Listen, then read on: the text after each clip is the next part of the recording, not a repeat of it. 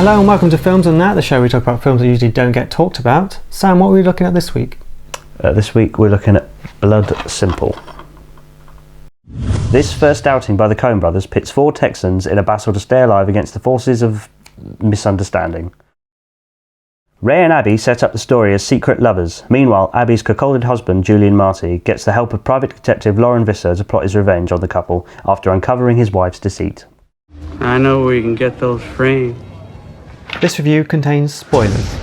Apparently the title, Blood Simple, comes from a term you'd used in some book about meaning the kind of chronic fatigue you get from a particularly violent situation. So I think the title relates to Ray's condition throughout the film as he sort of deteriorates, as he worries about the situation that he's landed himself in. So was this the Coen Brothers' first film then? Yes. So this was the Coen Brothers' first film, I believe? Yeah, it sort of set the groundwork. It's sort of a template, I think, for their future projects. I mean, I'm not sure if that was their intention, but it certainly feels that way. You can certainly see themes running through the work of their other films. When you watch their films now, you've watched the films and you go, oh, that's definitely the Coen Brothers, that can only be made by the Coen Brothers. Yeah, there are elements to it, but it does seem like their very first steps to me. Well, maybe. I mean, it did feel like set in Texas, and I did find the whole Texan sort of thing believable. But in their later films, I find they tend to almost mock accents, don't they? Regional accents from different parts of America, especially in Fargo. Oh yeah? It does have their signature witty dialogue and clever character developments as well. A big influence of The Big Lebowski was the film The Big Sleep, directed by Howard Hawks. I think they're probably heavily influenced by Hawks, who was quite into your wittier dialogue. There are certain moments that they purely exist just to develop the characters and don't actually go anywhere. In some ways, do you feel like this is a precursor to films like Lock, Stock or Reservoir Dogs? The opening scene from Reservoir Dogs doesn't actually develop into a plot point at all. It's just there to develop the characters, and I think you see some of that in this film. Well, to a certain extent, but at the same time, I feel that the dialogue is less inane than in a Tarantino film.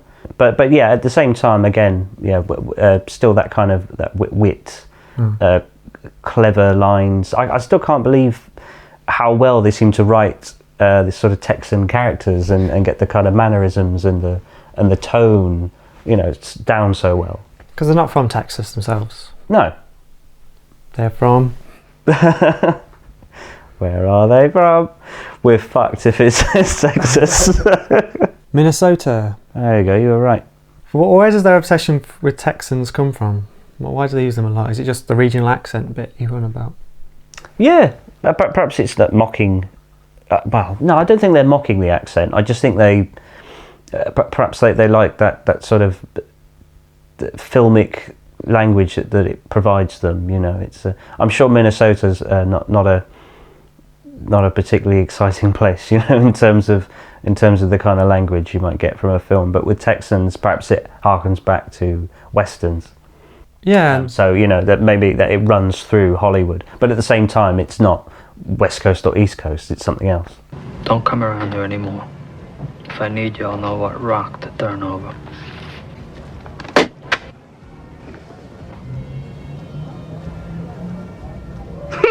It's good. What rock to turn over? What I quite liked about the film is that the characters confront each other quite early on. There's not a kind of, a big build-up to a climax at the end of the film. It's like there's a scene early on, the two main characters go and talk to each other and kind of just talk quite civilly about the situation. It's quite grown up and quite real, I thought. I think a lesser film probably would have made that more dramatic and made it more melodramatic, rather. Which particular civil chat?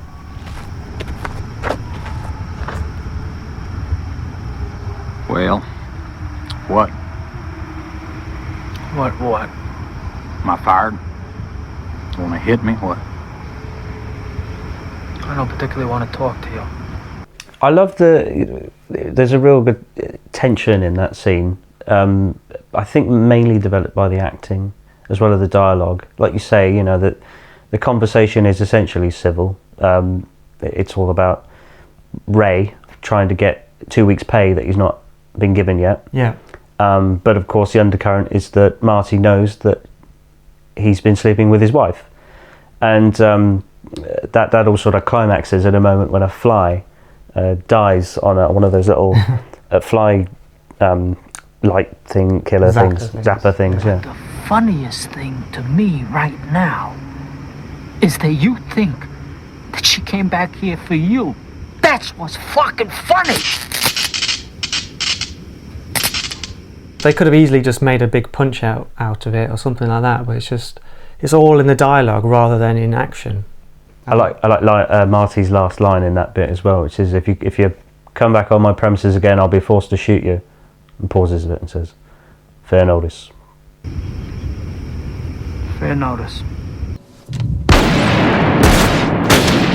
Visser didn't need to kill Ray at all, did he? No. Basically, Ray didn't need to kill Marty. He's misunderstood the situation. Nobody really knows what's going on.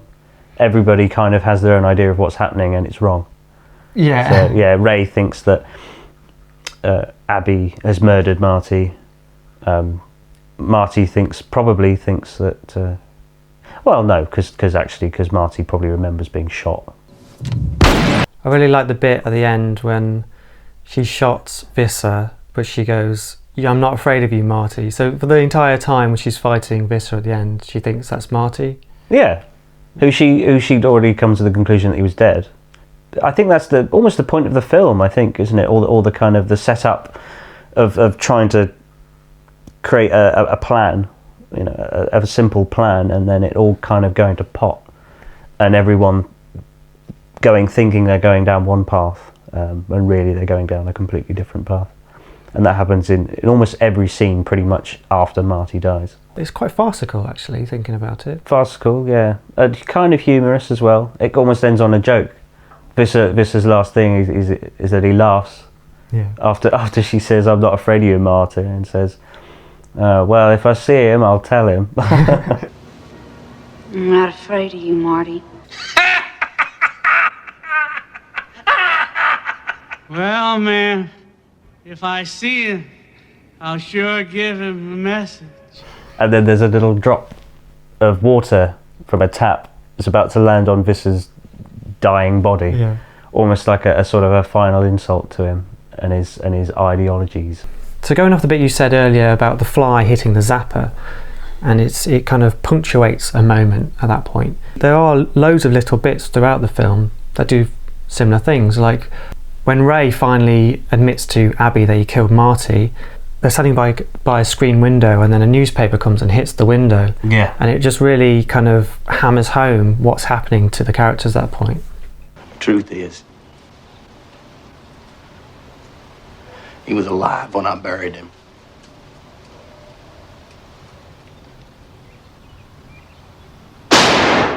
There were some really nice edits as well. Abby goes to the bar office and she starts to realise what's going on, and she leans back and the world just spins around her, and she ends up lying in bed, and you realise she's back at her apartment.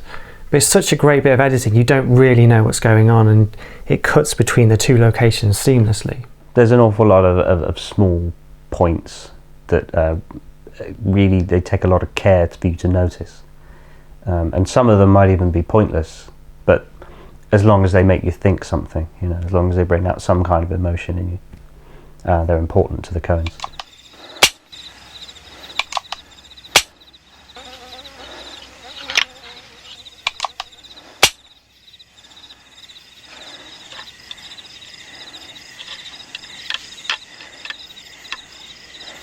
Okay, so what are your final thoughts on the film? I was quite surprised that I quite enjoyed it. No, I'm not surprised at all. Sorry, let me start again. It's a Coen Brothers film, I like it. Perhaps it's just quite surprising that it's so good as a first outing for them. It's not one of their best works, but I think it still has all the traits that you might want from a Coen Brothers film. It's not as Coen-y as some of their later films. So I mean, if perhaps as a standalone film, if they weren't involved, it's still pretty good effort as a first film goes. It's very well made, and there's a lot of thought that's gone into every single bit of it. I think every scene has been well thought out, and lots of scenes that are very tense and you don't know which way they're going to go. The bit with Marty in the road is very tense, and there's lots of back and forth between the characters. They change their minds, and there's lots going on in it.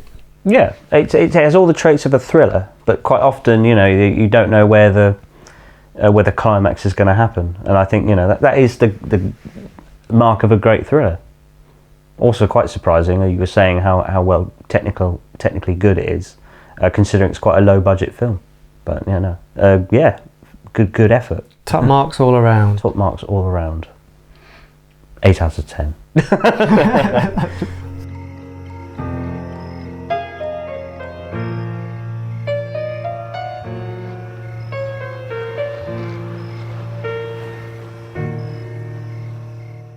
I did the first one, you did the second one. Shall I do the first one, the third one, and we just swap?